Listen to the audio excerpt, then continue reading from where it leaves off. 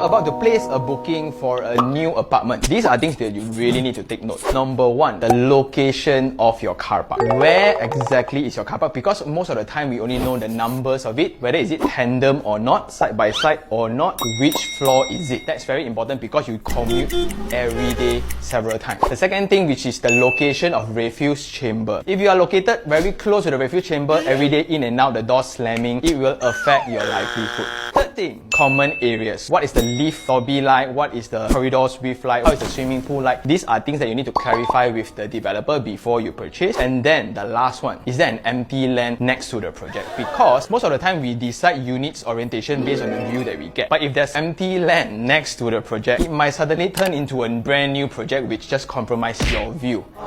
So do take note on that. Again, that 4 things, most often the time people just forget.